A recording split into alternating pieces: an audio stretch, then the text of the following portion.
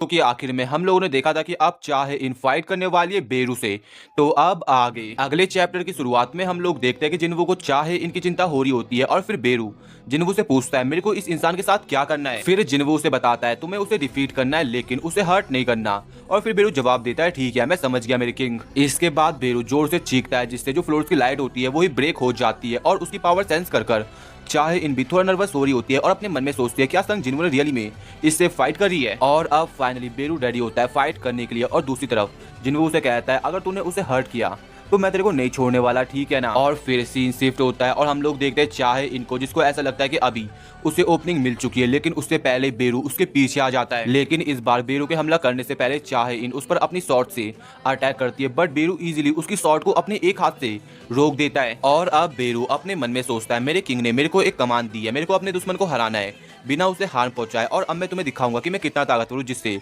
तुम मुझसे फाइट करने की विलिज छोड़ दो। और फिर चाहे इन बेरू पर लगातार हमला कर रही होती है लेकिन बेरू आराम से उसके सभी हमलों को डॉज कर रहा होता है और चाहे अपनी पूरी कोशिश करती है बट जो रिजल्ट होता है वो सेम ही होता है। और अब चाहे इन अपने मन में सोचती है ऐसा नहीं हो सकता इसने मेरे सभी हमलों को डॉज कर दिया बिना अपनी जगह से हिले। और फिर बेरू चाहे इनको देखता है और उसके पास आके अपना मुंह खोलता है एंड देन चीखता है जिससे जो चाहे इन होती है वो बेरू से काफी दूर हो जाती है। और ये जो मैच होता है ना वो जिन्वो भी दूर से देख रहा होता है और अपने मन में सोचता है इस मैच का आउटकम पहले से ही डिसाइड है। और फिर वो उसे कहता है क्या तुम अब सेटिस्फाई हो। लेकिन अभी भी चाहे इन हार नहीं मानती और इसके बाद बेरू चाहे इनकी तरफ तेजी से आगे बढ़ता है और उस पर अटैक करता है लेकिन बंदी उसके हमले को डॉज कर देती है और जिस जगह बेरू ने हमला किया था ना वो जगह पूरी डिस्ट्रॉय हो जाती है। और अब चाहे इन अपनी स्किल शॉर्ट डांस स्किल का यूज करके अपने बेरू के क्लोज जाती है और जब वो उस पर अटैक करते हैं तो बेरू उसकी शॉट को पकड़ता है एंड देन उसकी शॉट ही ब्रेक हो जाती है। और जिस मोमेंट पर चाहे इनकी शॉट ब्रेक होती है उसी मोमेंट पर वो सॉर्ड ऑफ लाइट का यूज करके अपनी शॉट को ना बेरू के बॉडी पे स्टेप कर देती है जो देखकर जिनको भी समझ जाता है अभी लगने वाले हैं क्योंकि अब बेरू अपना होश खो देता है और उसके दिमाग में वो कमांड आती है जो क्वीन ने उसके बर्थ के साथ उसके अंदर डाली हुई है जो होता है अपने एनिमी को मार डालो। और अपना बेरू वैसे करता है और जब वो चाहे इनको मारने वाला था तभी दूर से जिन्वो बोलता है बेरू रुक जाओ लेकिन बेरू नहीं रुकता एंड देन उधर एक एक्सप्लोजन होता है और जब उधर से धुआं हटता है ना तो चाहे इन जिंदा होती है और हम लोग देखते हैं कि बेरू ने जिन्वो ने सही वक्त पे बेरू को रोक दिया और वो उसे कहता है मैंने तुम्हें कहा ना रुक जाओ। और फिर बेरू जिन्वो से दूरी बनाता है और उससे माफी मांग रहा होता है एंड इस चीज को देखकर जिन्वो भी लाइक अरे यार मैं इसका करूँ तो करूँ क्या। और अब जिन्वो चाहे इनसे पूछता है कि तुम क्यों अपने आप को इतना पुश कर रही हो तुम्हें कोई जरूरत नहीं है ऐसे लेंथी गिल्ड में आने की और ये केवल एक टेस्ट ही था एक एंट्रेंस टेस्ट एक नेमलेस गिल्ड के लिए और तुम जैसे हंटर्स को अपनी लाइफ को रिस्क में नहीं डालना चाहिए वो भी केवल इन चीजों के लिए ये सही नहीं है। और क्यों तुम हमारे गिल्ड में ज्वाइन होना चाहती हो बट जो चाइन होती है ना वो कुछ जवाब नहीं देती है। और अब जिन्वो उससे एक मेन सवाल पूछता है क्या तुम मेरे पे इंटरेस्टेड हो। और ये सुनकर ना चाहे इन चौक जाती है बट ब्लशिंग करते हुए उसे जवाब देती है मेरे को तो ऐसे ही लगता है। और इसके बाद सीन चेंज होता है और हम लोग देखते हैं ब्यूरो ऑफ हंटर्स को जहाँ पर जो माइकल और नूरमा होते हैं ना वो किसी के सामने होते हैं और माइकल किसी से माफी मांग रहा होता है और जो उनके सामने बंदा होता है वो उन्हें कहता है मैंने तुम्हें यहाँ पे माफी मांगने के लिए नहीं बुलाया मेरे को बताओ कि उधर क्या हुआ था एग्जैक्टली। और अब माइकल उन्हें बताता है मिस नूरमा के ऑब्जर्वेशन के अकॉर्डिंग जो संग जिन्वो है वो वन ऑफ द किंग्स है। और ये सुनकर ना जो बंदा होता है वो भी काफी सरप्राइज हो जाता है और जो बंदा होता है ना उसका नाम होता है डेविड जो कि ब्यूरो ऑफ हंटर्स का डायरेक्टर होता है। और फिर डेविड मिस नूरमा को बोलता है मिस नूरमा तो आप ये कह रही हो कि जो संग जिन्वो है वो नेशनल लेवल हंटर जितना पावरफुल है। तो मिस नूरमा जवाब देती है मेरे को ऐसा लगता है कि मेरे को आपको एक्सप्लेन करना होगा। और अब मिस नूरमा डेविड को बताती है सभी अवेकन जहां उनकी पावर्स बनती है उस जगह को अदर साइड कहते हैं और जो कनेक्शन होता है दो पार्टीज का उसको मैं सेंस करती हूँ। और कभी कभी जो दूसरी साइड की फोर्स होती है वो काफी ज्यादा इंटेंस होती है और कुछ अवेकन इंडिविजुअल्स के अंदर जो स्ट्रिक्स आई में रेखा होती है वो ब्लाइंडिंग लाइट जितनी चमकदार होती है जिनको यूजुअली मैं किंग प्रेफर करती हूँ। लेकिन जब वो जिन्वो के बारे में बताती है तो वो थोड़ी घबरा जाती है बट फिर भी वो अपनी बात को कंटिन्यू करती है। मैंने उसके अंदर कोई भी कनेक्शन नहीं देखा और जब मैंने उसकी आंखों में देखा तो जो उसके अंदर डार्कनेस थी वो मेरे को देख रही थी और वो खुद ही डार्कनेस है। फिर डेविड उसे कहता है तो तुम ये कह रही हो कि जो संग जिन्वो है वो एक एविल बीइंग है। तो मिस नूरमा बोलती है मैं आपको ये नहीं बता रही कि वो गुड है या एविल, मैं आपको ये बता रही हूँ कि जो उसकी पावर का ओरिजिन है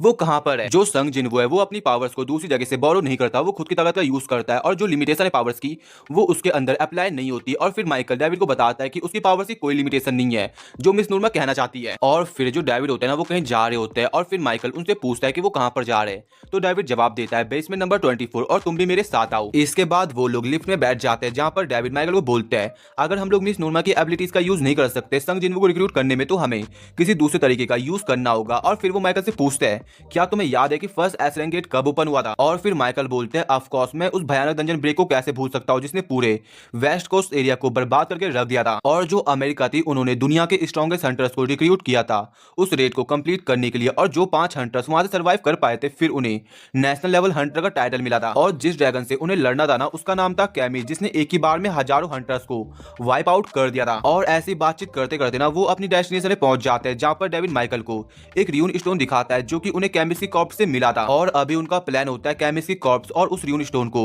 जिन्वू को गिफ्ट के तौर पे देना जिससे वो उनकी कंट्री में आ जाए। और इसके बाद सीन चेंज होता है और हम लोग देखते हैं जिन्वू के घर को, जहां पर जिन्वू अपनी शक्ल आईने में देख रहा होता है और नोटिस कर रहा होता है कि वो काफी बदल चुका है। और इस चीज को कंफर्म करने के लिए वो अपनी बहन के पास जाता है और बोलता है तुम मेरे को कितना रेट करोगी? तो उसकी बहन बोलते है किस टर्म्स में? फिर जिन्वू जवाब देता है टर्म्स ऑफ अट्रैक्टिवनेस में। और ये सुनकर ना जिन्हा बोलती है अरे तुम्हारे अंदर इतना कॉन्फिडेंस आता कहां से? एंड इसके बाद उन दोनों के बीच भाई बहन वाली लड़ाई शुरू हो जाती है। और बाद में जिन्वू जिन्हा को बोलता है कि मैं अभी एक गिल्ड फॉर्म करने जा रहा हूँ। तो जिन्हा बोलती है ओ, तो जिसका मतलब ये है कि तुम अभी बिग बॉस बनने वाले हो। और फिर जिन्वू जिन्हा को बोलता है वैसे मैं अपने गिल्ड का नाम सोलो प्लेयर गिल्ड रखने वाला हूँ और तुम्हें कैसा लगता है ये नाम? तो जिन्हा जवाब देती है थोड़ा अपना मुंह बना के, क्या तुम मजाक कर रहे हो और तुम अपने गिल्ड का नाम ऐसा कैसे रख सकते हो? तो जिन्वू कहता है क्यों, क्या ये वियर्ड नाम है? तो जिन्हा बताती है कि तुम अपनी एबिलिटीज का यूज करके डार्क सोल्जर्स को समन करते हो और अगर टेक्निकली देखा जाए you are not a solo player. और अब जिन्वू अपनी बहन से सजेशन मांगता है कि उसे अपने गिल्ड का नाम क्या रखना चाहिए। तो जिन्हा बताती है आ जिन गिल्ड। चाइनीज कैरेक्टर्स के अंदर आ का मतलब होता है आई एंड जिन का मतलब होता है टू गो फॉरवर्ड। और इसके बाद सीन चेंज होता है और हम लोग देखते हैं चाहे इनके घर को, जहां पर वो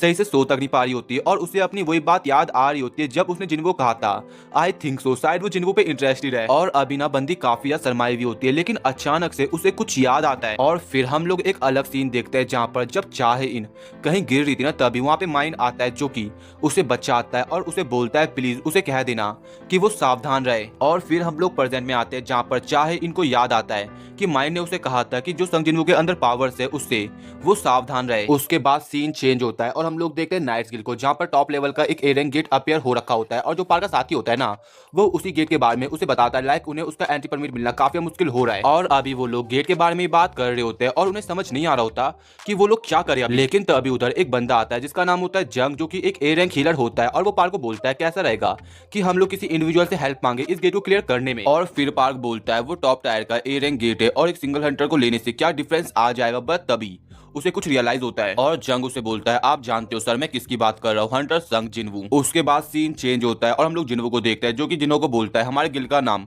आजीन गिल्ड कैसा रहेगा? तो जिन्हो हंसते हुए कहता है ये नाम तो काफी अच्छा साउंड कर रहा है, चलो इसे अपना ऑफिशियल गिल्ड नेम बनाते हैं। लेकिन वो अपने मन में सोचता है जब तक हमारे गिल्ड का नाम सोलो प्लेयर गिल्ड नहीं है तब तक सारे नाम सही है। और अब जिन्वू उसे बोलता है चलो हमने अपने गिल्ड का नाम तो सेटल कर लिया लेकिन अब हमें एक फाउंडिंग मेंबर लेना है, आई मीन ढूंढना है। तो जिन्हो से बोलता है वैसे कल आपका मिस चा के साथ क्या हुआ था? तो जिन्वू बताता है मेरे को ऐसा नहीं लगता कि वो हमारे गिल्ड में फिट होगी, वो इंसान नहीं है जिस इंसान को मैं ढूंढ रहा था। और अब जिन्हों के दिमाग में ये चीज चलती है कि जो चाहे इन है वो एक एस रैंक हंटर है, उसकी ग्रेट परफॉर्मेंस रह चुकी है और वो देखने भी काफी खतरनाक है, तो कौन होगा मिस चा से अच्छा? और फिर जिन्वू से पूछता है वैसे आप किस तरह की लड़की ढूंढना चाहते हो, आई मीन इंसान ढूंढना चाहते हो? तो जिन्वू बताता है वो इंसान जिसके पास हंटर लाइसेंस हो और वो गिल्ड में ज्वाइन होने में इंटरेस्टेड भी ना हो लेकिन वो ट्रस्टवर्दी होना चाहिए, आई मीन जिन्वू को एक ऐसा बंदा चाहिए जो कि भरोसेमंद हो। और अभी जिन्हों के मन में भरोसेमंद लोग चल रहे होते हैं बट तभी साइड से उनका दरवाजा नॉक होता है और फिर जिन्वू जाता है और बोलता है अरे भाई तू है कौन? और फिर पार्क बोलता है हेलो मेरा नाम पार्क जोंगसू है और मैं नाइट गिल्ड का गिल्ड मास्टर हूँ। उसके बाद उस जगह फिर से एक बैठक शुरू होती है जहाँ पर पार्क उसे गेट के बारे में दिखाता है जो कि देखने में ना काफी ज्यादा बड़ा था। और अब जोंगसू जिन्वू को बताता है कि जो एसोसिएशन है वो तभी हमें इस गेट का एंट्री परमिट देगी जब आप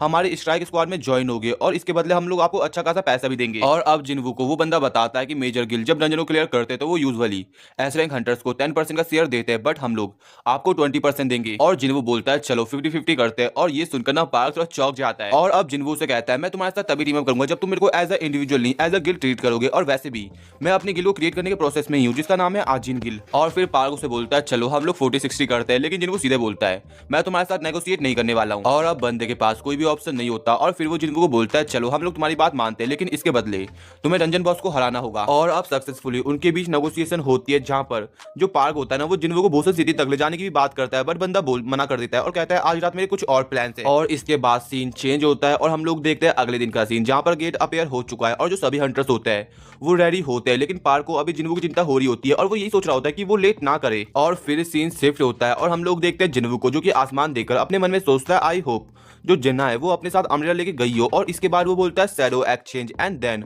तभी सीन चेंज होता है और हम लोग देखते हैं जिन्ना के स्कूल का सीन, जहाँ पर हम लोग कुछ लॉन्डो को देखते हैं, जहाँ पर जब वो लोग किसी काम से किसी क्लास में जाते हैं तभी वो लोग देखते हैं क्लास के अंदर जो गेट है ना वो अपेयर हो रखा है, और इस चीज को देखकर वो लोग थोड़ा नर्वस हो जाते हैं। बट तभी एक बंदा कूल बनने के चक्कर में गेट के पास आता है और उन्हें कहता है अरे तुम लोग चिंता मत करो, जो ये गेट है वो क्लोज है, जिसका मतलब हम लोग टोटली सेफ है, और जो हंटर्स है वही इस गेट के आर पार जा सकते हैं, और एक हफ्ते का टाइम लगता है वैसे भी गेट को ब्रेक होने में। लेकिन अचानक से गेट ब्रेक हो जाता है और गेट के अंदर से कोई इंसान कोई मॉन्स्टर उस बच्चे का मुंह पकड़ लेता है जो कि कूल बनने के लिए उसके पास गया था, एंड देन वो हेल्प मांगता है, लेकिन उसके बंदे कुछ करे ही सही उससे पहले उसका गेम ओवर। और अगले पल हम लोग देखते हैं कि जो 3 बच्चे थे ना वो मारे जाते हैं, और फिर उस गेट के अंदर से मॉन्स्टर निकलता है, और हमें नरेटर के थ्रू बताया जाता है कुछ प्राणी नेचुरली प्रीडेटर्स बॉर्न होते हैं, और ये प्राणी इंटेलिजेंस के मामले में लैक करते हैं, लेकिन ये लोग ह्यूमन एबिलिटीज को सरपास कर देते हैं ट्रैक के मामले में, और अपने प्रे को अपने शिकार को हंट कर देते हैं फिर। और ये जो प्रीडेटर्स है ना वो काफी ज्यादा एक्साइटेड हो चुके हैं फ्लैश और ब्लड को स्मेल कर, और इनको हम लोग केवल ऑर्स ही बोलने वाले हैं। और इसके बाद जितने भी वहाँ पे ऑर्स अपेयर हुए ना, अब वो हंटिंग करने के लिए आगे बढ़ते हैं, जहाँ पर जिस रूम में पहले वो होते ना उस रूम को वो तोड़ते हैं, और फिर हम लोग देखते हैं बच्चों को, और जब वो बच्चे उन ऑर्स को देखते तो वो लोग कुछ करे सही उससे पहले वो ऑर्स उन बच्चों के मुंह पे आ जाते हैं। लेकिन फिर सीन चेंज होता है और हम लोग देखते हैं गेट को, जहाँ पर अब जिन्वू आ चुका है जिस जगह गेट अपेयर हुआ था, और वो बोलता है ये गेट रियल लाइफ में काफी बड़ा है, और इसी दौरान जिन्वू के काफी सारे फैंस भी आ जाते हैं। बट तभी उधर जंग आता है जो कि उसके फैंस को रोक देता है, और अब हमें पता चलता है कि जो जंग है ना वो लड़का नहीं वो लड़की होता है। और अब वो जिन्वू को बोलती है मेरा नाम जंग है और मैं मेन हीलर हूँ इस एलिट स्ट्राइक स्क्वाड का, और अभी आप लीडर हो और मैं एक मेन हीलर, तो क्या हमें गेट अलोंग होने की कोशिश नहीं करनी चाहिए। और यहाँ पर ना वो सीधे सीधे जिन्वू को लाइन मार रही है, और फिर जिन्वू पार्क को बोलता है तुमने तो मेरे को इसके बारे में बताया नहीं, तो पार्क बोलता है मैंने तुम्हें बताया। और इन सब बातचीत के बाद अब फाइनली रेड शुरू होती है, जहाँ पर जो हंटर्स होते हैं वो गेट के अंदर जा रहे होते हैं, और इसके बाद सीन चेंज होता है और हम लोग देखते हैं हंटर एसोसिएशन को, जहाँ पर किसी स्टाफ को किसी बच्चे का कॉल आता है, और वो उसे कहती है मैं आपकी कैसे हेल्प कर सकती हूँ। और फिर वो बच्ची उस स्टाफ को बोलती है मैं अभी स्कूल के अंदर हूँ और बाहर मॉन्स्टर है। और ये सुनकर जो वो स्टाफ थी ना वो काफी चौंक जाती है और अपने मन में सोचती है क्या डंजन ब्रेक तो नहीं हुआ। और फिर वो स्टाफ उस बच्ची से बोलती है तुम अभी कहाँ से कॉल कर रही हो, तो वो बच्ची डरते हुए कहती है मैं अभी बाथरूम के अंदर छुपी हुई हूँ। और वो बच्ची ना रो रही होती है और बोलती है मैं अपनी फ्रेंड के साथ थी, लेकिन जो मेरी फ्रेंड थी वो मारी गई। एंड देन जो स्टाफ होते हैं वो चिल्लाते हुए कहते हैं तुम्हारे आसपास अभी कितने मॉन्स्टर्स हैं। और जिस बच्ची से वो स्टाफ कॉल पर बात करती है ना वो काफी डरी हुई थी और उसे लग रहा था कि वो मारी जाने वाली है। बट तभी स्टाफ चिल्लाते हुए कहती है जो हंटर्स है वो रास्ते में, ये तुम्हें शांत होना होगा, नो मैटर व्हाट, बात को समझो तुम। और अब जो स्टाफ होती है ना वो उस बच्ची को उसकी अपीयरेंस को डिस्क्राइब करने को बोलती है, तो वो बच्ची बताती है कि उनकी ह्यूमन बॉडी है और उनका जो फेस है वो हाइडस है, और ये सुनकर वो समझ जाती है। और उससे पहले उस लड़की ने ये भी मेंशन किया था कि उनकी ग्रीन स्किन थी, और ये सुनकर ना जो स्टाफ थी वो चौंक जाती है और बोलती है क्या उन्हें और तो नहीं बुलाते, तो वो बच्ची बोलती है यस मेरे को ऐसा लगता है कि उन्हें और ही कहते हैं। और एक और ना उस बच्ची की तरफ ही आगे बढ़ रहा था अपना हथियार लेके, और वो इंसान ना स्टाफ उस बच्ची को वहां से जल्दी से निकलने को बोलती है, बट अभी काफी देर हो चुकी थी क्योंकि उससे पहले ही उसका गेम ओवर हो जाता है। इसके बाद हम लोग स्कूल के बच्चों को देखते हैं जो कि काफी डरे हुए थे, और काफी सारे बच्चे मारे जा चुके हैं एंड काफी सारे बच्चे अभी